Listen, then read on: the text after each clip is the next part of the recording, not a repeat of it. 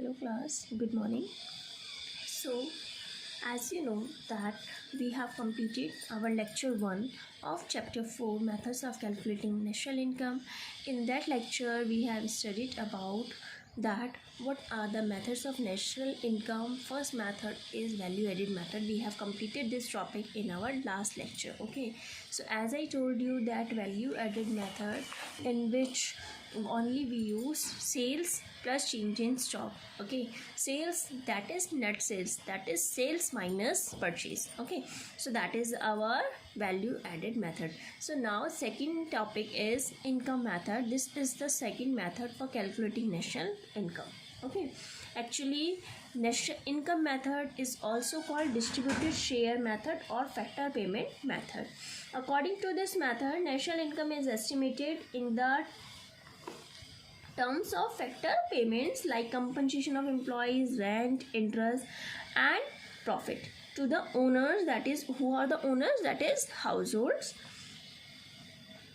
of factor of production. What are the factors of production? Land, labor, capital and entrepreneurship. Okay, during an accounting year, that is known as income method. Sum total of factor income generated within the domestic territory of a country, that is by the residents or non-residents, is called domestic income. Actually, net factor income from abroad is added to domestic income to find national income. As I already told you that if you have to find national income, so what you have to do, you have just add factor income from abroad to domestic income, then national income will be calculated. Okay, now I am saying that factor income. So what are factor incomes?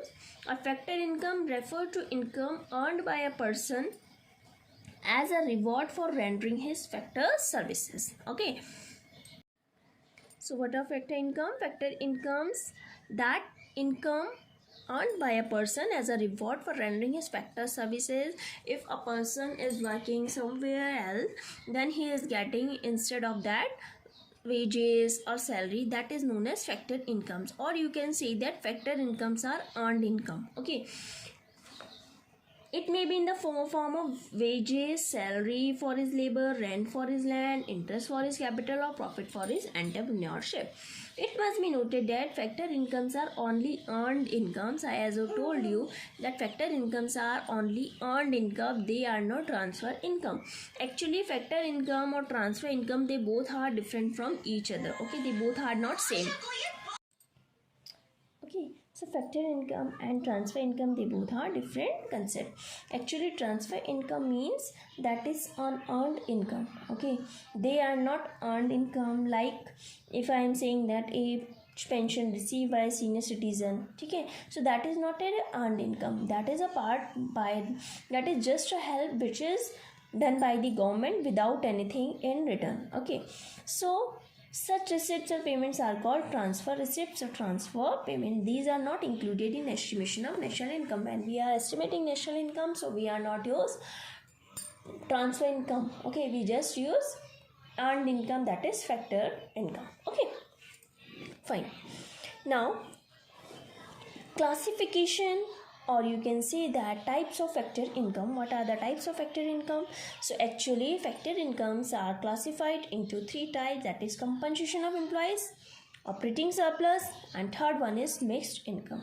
Okay, so compensation of employees, it includes wages and salaries, payments in kind, employees contribution to social security, and next one is pension on retirement. Actually wages and salaries in cash means it refers to cash paid or transferred to the salary account of the employees by the employers as a reward for the work done during the period of an accounting year, whatever they have done. So instead of that, employers give them salary, or you can say wages. Okay, that is the cash paid or transfer, that is to the salary, okay, account. Now next one is payment in kind. Payment in kind, actually it refers to benefits in kind like rent, free accommodation given to the employees by the employers. ठीक है ना? As you know that whenever if like a government sector employee, they get free accommodation. Okay, so that is the payments in kind, because they are doing work, so instead of that government provide them free accommodation, okay, living facility, or you can say food facility. Now next one is employer's contribution to social security. Actually, employers' contribution to social security refers to such payments as PF contribution by the employers on behalf of the employees. As you know that when PF is deducted from the salary account, so that percent is also deducted, or you can say give employer to the employees. Okay, if 5% is 2.5% is deducted from salary account of from salary of a person of 1 month, so 2.5% is already paid by the employer as a PF. Okay. So next one is pension on retirement. Actually, to be specific, it does not refer to old age pension, okay, because old age pension is included in transfer income, not in factor income. So it only refers to the pension payment as a part of the service contract between the employer and employees. Okay. Now next one is operating surplus. Actually, operating surplus refers to income from property, or you can say entrepreneurship, and it includes rent, interest and profit. Okay, so actually that is profit is again distributed, or you can say classified into 3 parts, like dividend, corporate and undistributed profit. Okay, so dividend, what is dividend? See, okay, so actually profit is further classified into 3 parts, that is dividend, corporate tax, and next one is undistributed profit. Okay,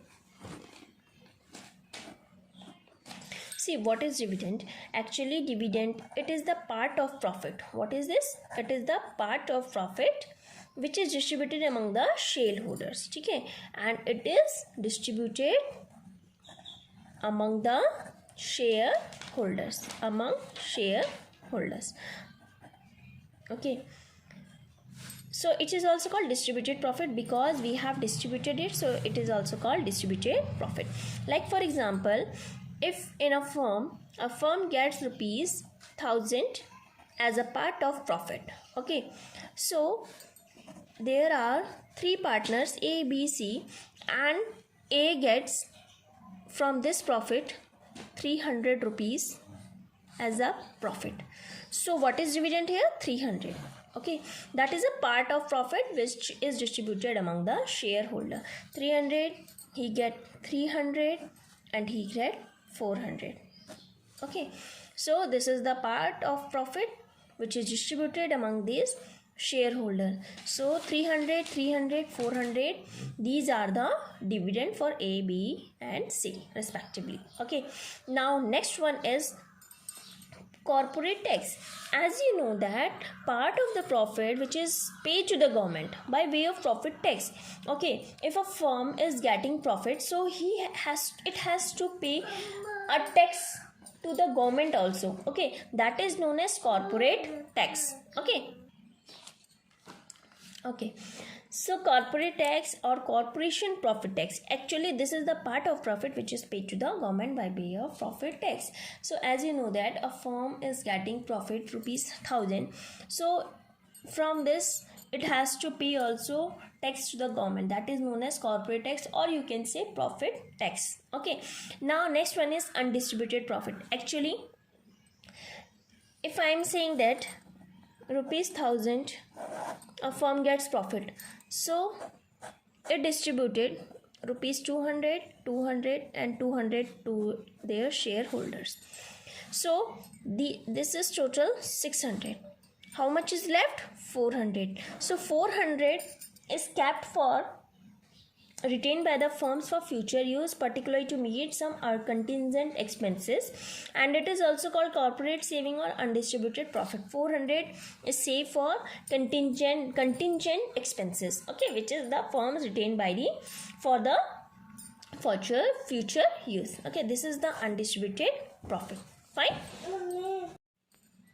Next one is mixed income. So mixed income actually it refers to the income of the self-employed persons using their own labor, land, capital and entrepreneurship in their household enterprises.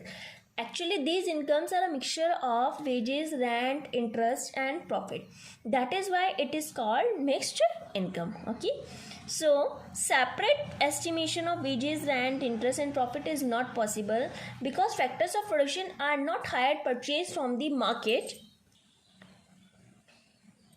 Okay, now move to the next topic, that is actually sum total of factor income generated within the domestic territory of a country. It is called NDPFC. Okay,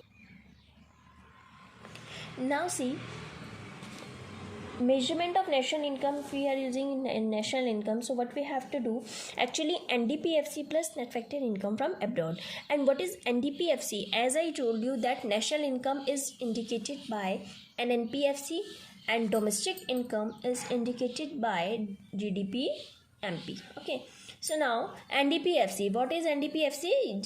That is compensation of employees, operating surplus, mixed income. You all have to add this plus net factor income from abroad, that is will be an NPFC because this is domestic income. This is G here na.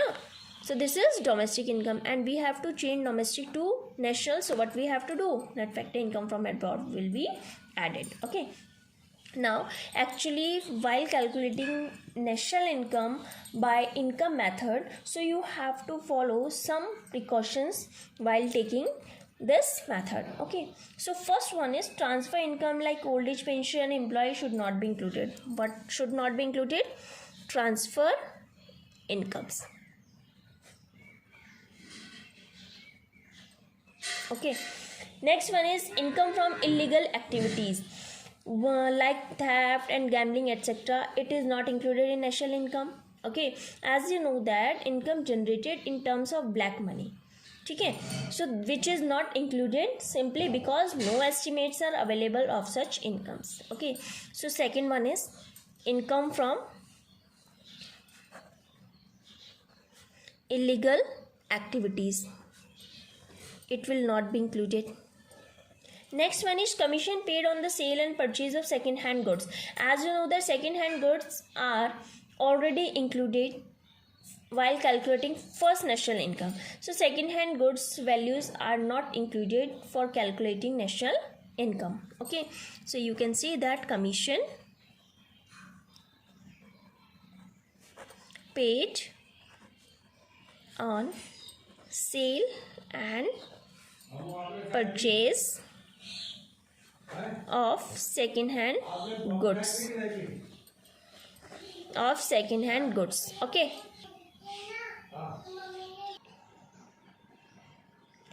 next one is that is brokerage on the sale and purchase of shares and bonds is to be included in national income because this is a reward for factor services.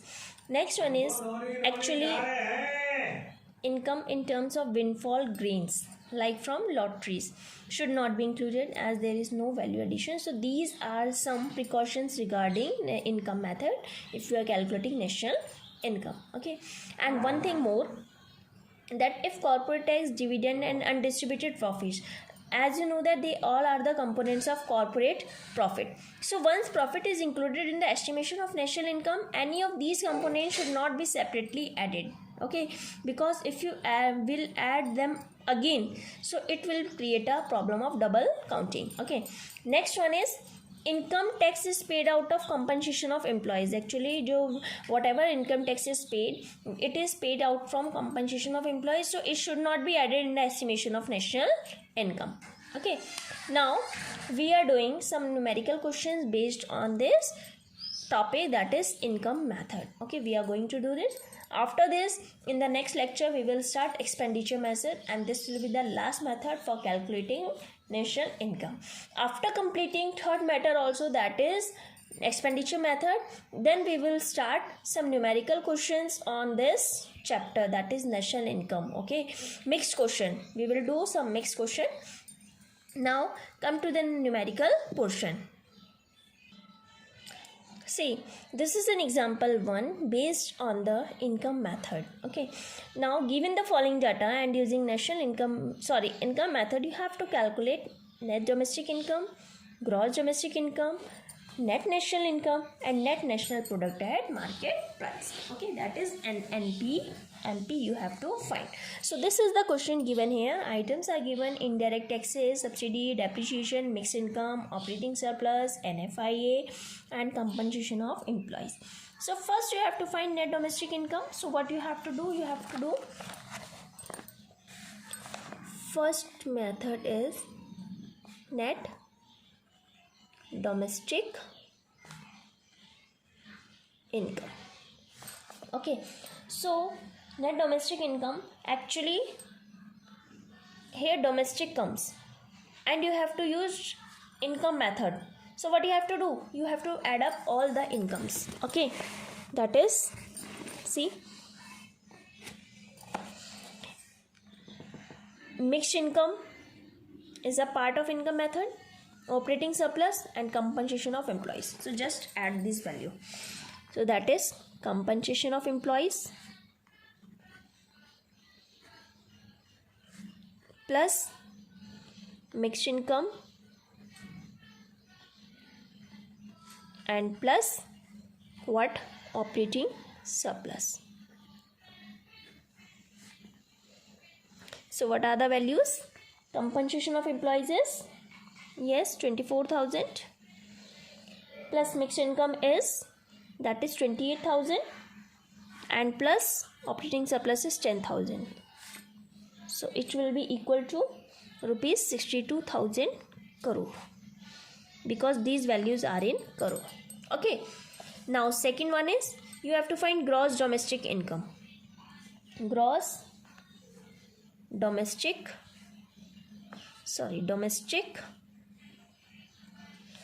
income. C, net domestic income को gross domestic में change करना है. Domestic income तो same है, लेकिन क्या change हुआ है? नेट से ग्रॉस में. So what you have to do? You just have to add, when we are changing net to gross, we have to do what? We just add depreciation and that value. So what will be net domestic income plus depreciation? So net domestic income is equal to 62,000 plus depreciation is 1,700. So it will be equal to 63,700 crore. These are in rupees. Is it clear? Now move to the next, that is net national income. What you have to do? Net national income. Third part is net national income. Actually, see, net, they both are same. Domestic you have to change in national income. So 62,000, you just have to add net factor income from abroad, then national income will be calculated. Okay, so what you have to do? Net domestic income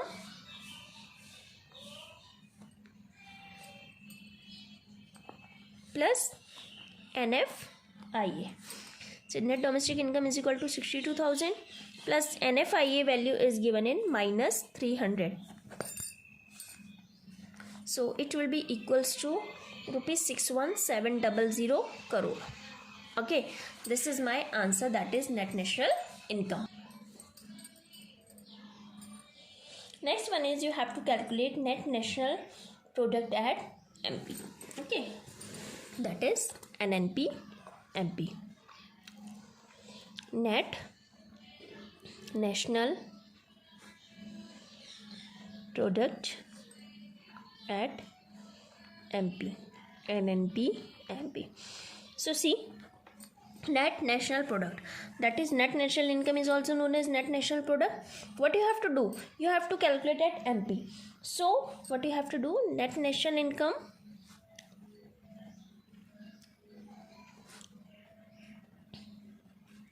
plus indirect tax. Market price में indirect tax will be added and subsidies will be deducted. It is already told you, है ना? So see, net national income is 61700 plus indirect tax is 9000 minus subsidy is 1800. So it will be equals to 68900 rupees crore. Okay, so these are the answers of my 4 parts, that is net domestic income, gross domestic income, net national income and net national product at MP. Okay, now move to the next. See, in this question, from the following information, and it is available for an economy. On the basis of this information, using income method, you have to calculate domestic income and national income. So items are given and rupees in crore is given. So first you have to calculate domestic income. Okay, see, domestic income you have to calculate. You have to add all the incomes, that is wages, rent, interest, dividend, mixed income,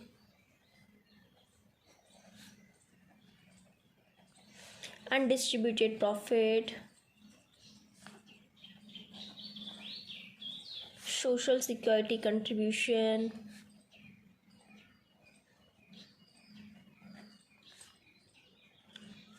corporate profit tax.